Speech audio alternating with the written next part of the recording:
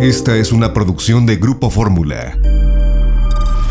Pues vamos a disfrutar la mesa de los miércoles. Saludamos con muchísimo gusto. Roy Campos, ¿cómo estás, Roy? Qué gusto, hola, buenas tardes. Gusto en verte, Gregorio. Igualmente. René Casados, ¿cómo estás, René? Estimado Goyo, ¿hacia dónde apunta la brújula siempre? Hombre, aquí el mero norte. Hacia el norte. Saludo para ti, para los regios. Igualmente, René. Don Pepe Fonseca, los saludo con mucho gusto y venga esa provocación. Un placer saludarte, Gregorio. Igualmente. Mira, son días para recordar la independencia, las horas oscuras aquellas de 1847, cuando sobre Palacio Nacional ondeaba la bandera de Estados Unidos. Horas oscuras por las divisiones, por las rijosidades y las mezquindades políticas que tuvieron su secuela en la Guerra de Reforma. Esa guerra que, según mi admirado historiador Abert Hernández, la definió así: cuando ocurrió el histórico, sangriento y brutal encontronazo entre dos visiones de futuro para México. Fue un encontronazo de una generación de gigantes, señores, en las que había gigantes en el bando liberal y en el bando conservador.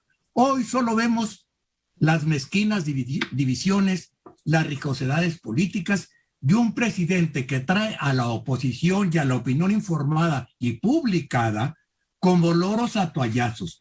Mi abuela, que era muy díscola, diría que a la oposición y a la opinión informada y publicana, el presidente los hace como hilachos. A ver, Pepe, mira, ya que te metiste a las cosas históricas, efectivamente ese evento que de repente no se nos da en la primaria, luego lo vamos aprendiendo, donde la bandera mexicana no ondeó en el Zócalo, no ondeó desde septiembre del 47 hasta junio del 48, o sea, muchos meses, o sea, no, y jamás se ha pedido, como se le pide a España que ofrezca disculpas por lo que, jamás se ha pedido unas disculpas por ese acto que llegó hasta el corazón de un país que ya existía, porque la otra no existía, pero lo quiero dejar un poco azul. Estamos en una época donde se intenta reescribir la historia, de reconstruir la historia. Si el presidente desde que llegó, cada mañanera es una clase de historia, como si fuera el Olimpo de la historia y su palabra fuera verdad, y trata de reconstruir pasajes, a veces no se pueden comprobar, pero ahí están, y trata de reconstruir una historia, por ejemplo, el indigenismo, ¿no? Todo de validar las corrientes indigenistas, quitar a Colón de donde está, intentar poner otra cosa. Sí estamos en una época de reescribir la historia de México e instaurar un evento que no se debería inscribir en la historia cuando está ocurriendo. Si la 4T realmente quiere ser un movimiento histórico, eso lo tendrán que escribir los historiadores, no los políticos que lo están haciendo. O sea, sí tenemos que tener mucho cuidado, y hablo de la historia porque hoy es 15 de septiembre, ¿no? Y hoy estamos prácticamente dispersos mientras ocurren tragedias, pero estamos dispersos en el festejo de la independencia de México. Exactamente, René. Una sensación atípica, ¿no? En miércoles de rompesemana, donde hay una acumulación de muchísimos acontecimientos como...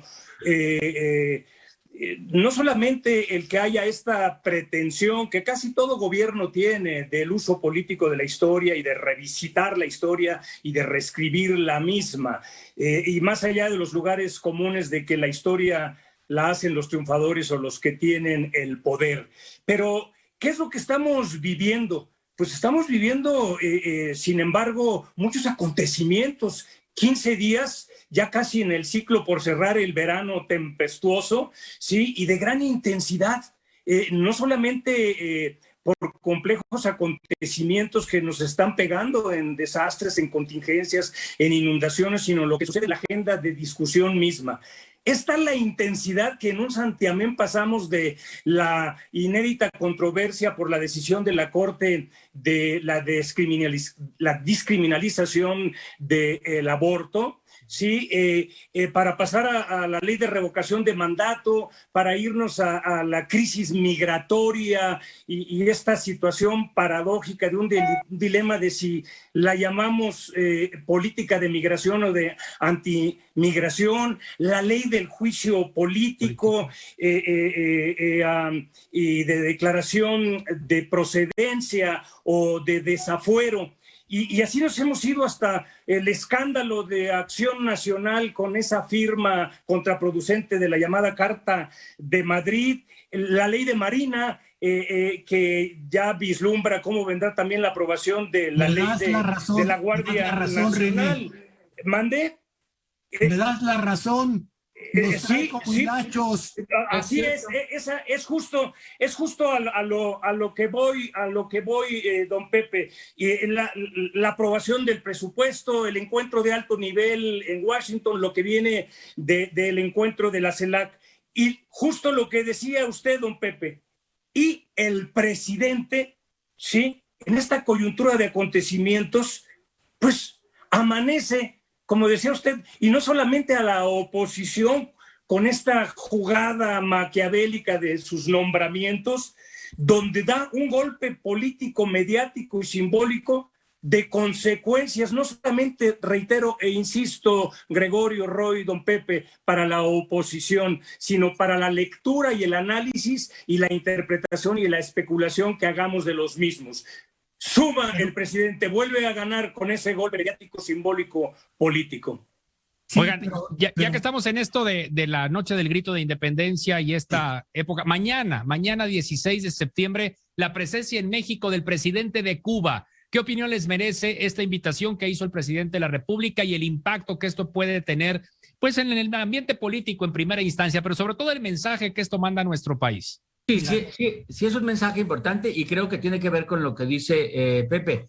Nos trae a toallazos y empezamos a hablar de eso, pero es un mensaje importante. ¿Por qué es importante? Porque es ideológico. O sea, es el presidente de Cuba. Ojo, no es Fidel Castro. O sea, Fidel Castro hubiera sido otra cosa. Fidel Castro es un personaje histórico al que se creció con una idea romántica de que se enfrentó a los norteamericanos. No, trae al presidente actual de Cuba cuando Cuba ha sido acusado de represión a opositores en este momento, donde es prácticamente, nuevamente se volvió el centro de una corriente ideológica. Entonces yo creo que sí es un referente de decir de qué lado juego. Aparte, lo hace 2 días después de que le acepta las cartas credenciales al embajador de Estados Unidos. O sea, sí está el presidente tomando una postura de decir en qué parte del eje juego, en qué parte estoy, y sí manda un mensaje. Es que su política exterior es un reflejo de su política interior. El presidente, que ha sido acusado de ser muy conservador fiscalmente, desde que arrancó el sexenio, ha estado tratando de acreditarse como un gobierno de izquierda. Y parece que con los cambios recientes, el presidente se está moviendo un poco hacia la radicalización para justificarse como un gobierno de izquierda. Pero tiene un límite. Y el límite de ese gobierno de izquierda, seamos razonables, Gregorio. Ese límite es nuestro acuerdo con Estados Unidos comercial, financiero, nuestra enorme dependencia para el progreso y desarrollo de México, de la economía de Estados Unidos y de cómo marchen ellos, así marchamos nosotros. Esa es una gran dependencia. Hasta el discurso habrá, ¿no? El día de mañana. Parece. Pues, y esto, mira, Goyo, esto se enmarca en lo que se está dando en llamar, se ha venido llamando el activismo, el llamado activismo de política exterior diplomática del presidente. Y hay también en las últimas semanas, y el mismo nombramiento de Quirino Ordaz se inserta en todo esto. Y considerada como una acción política calculada, deliberadamente bicéfala, esquizofrénica, dicen otros, de el presidente de ir hacia los 2 espacios en el hemisferio occidental, la de América del Norte y de la de los estados latinoamericanos y del Caribe, y con Brasil también ahí. El presidente se mueve como la chimoltrufia. Mira, en el caso de los embajadores, es la política de la chimoltrufia. El presidente nos habla que designa a Quirino Ordaz como embajador en España y a Antonio Echavarría que lo va a designar no sé dónde o en qué puesto le va a dar, pero como un ejercicio de pluralidad. Pero a ver, quedémonos con el caso del ya casi exgobernador de Sinaloa, el caso de Quirino Ordaz. No hace muchas semanas que el presidente, cuando había designado Ebrard a una poeta poblana para que fuera la agregada cultural en la embajada de España, la rechazó el presidente y dijo con este argumento que como esta poeta lo había criticado, el argumento del presidente fue que no podían tener representando a México en el exterior a una persona que no estaba de acuerdo con los principios de su gobierno. Sí. Entonces, la pregunta que nadie le ha hecho al presidente, y obviamente en el entorno del amigable, nadie se la va a hacer.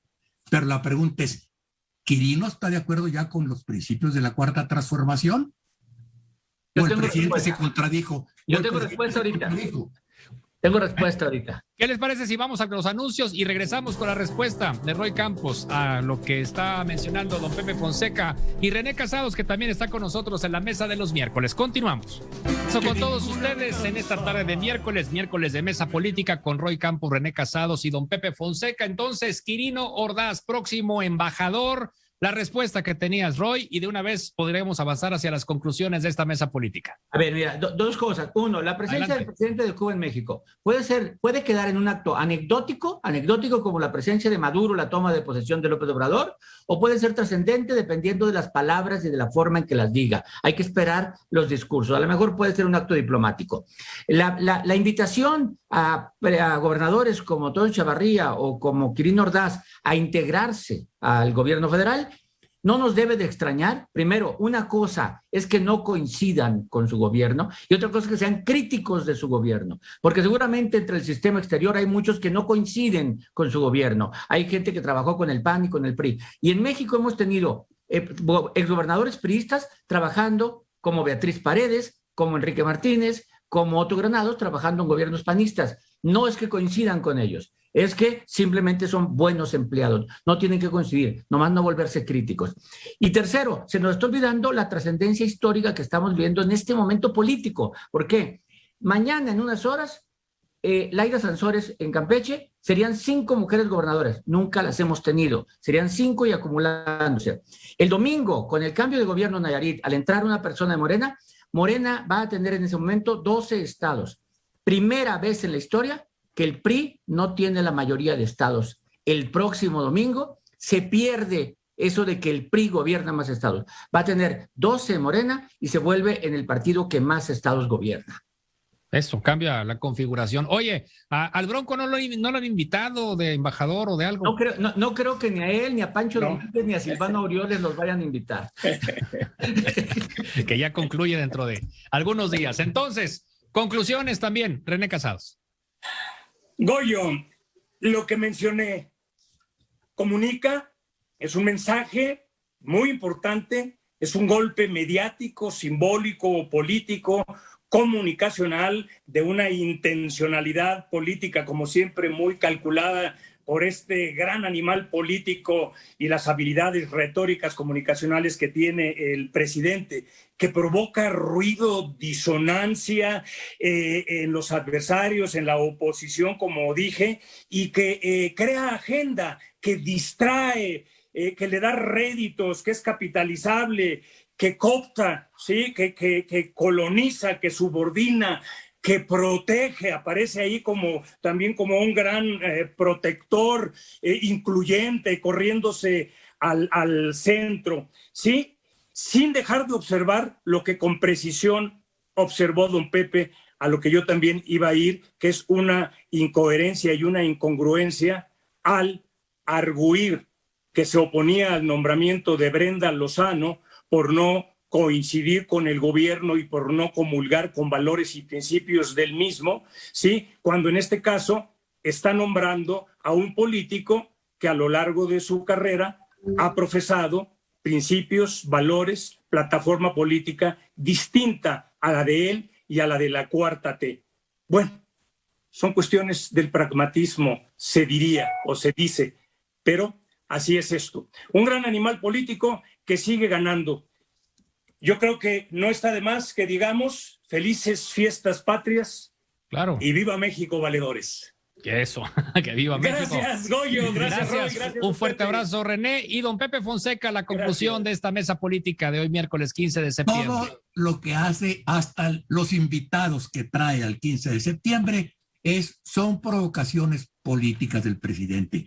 El presidente tiene una gran preocupación, más allá de las realidades que Roy describía, tiene una gran preocupación. Es que su movimiento no se ha podido convertir en un partido que sea institucional.